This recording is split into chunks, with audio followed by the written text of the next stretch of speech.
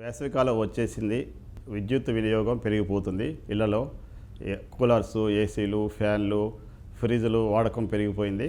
ఈ విద్యుత్ ఛార్జీలు తగ్గించుకోవాలి, కన్జంప్షన్ తగ్గించుకోవాలి అంటే మనము తప్పనిసరిగా విద్యుత్ గృహోపకరణాల వాడకంలో కొన్ని మెలకువలు పాటించినట్టయితే తగ్గించుకోవచ్చు.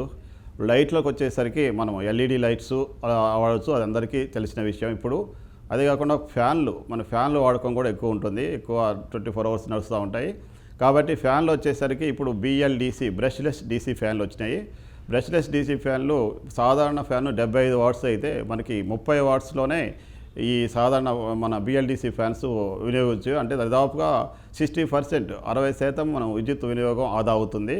ఏసీస్ విషయం వస్తే ఇప్పుడు ఏసీలు సర్వసామాన్యమైనవి. ప్రతి ఇంట్లో దాదాపుగా ఇప్పుడు ప్రతి ఒక్కరూ ఏసీలు కొనుగోలు చేస్తున్నారు.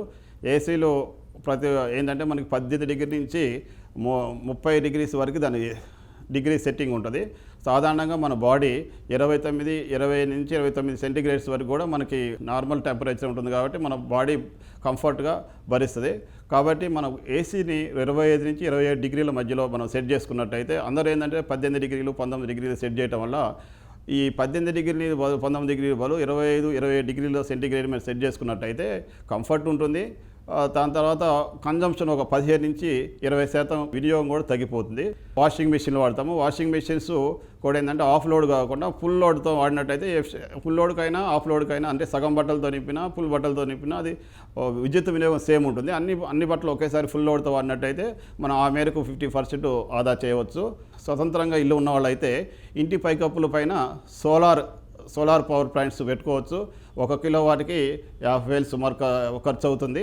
నెలకి వచ్చేసి 150 యూనిట్ల వరకు మనకి విద్యుత్ ఉత్పత్తి అవుతుంది.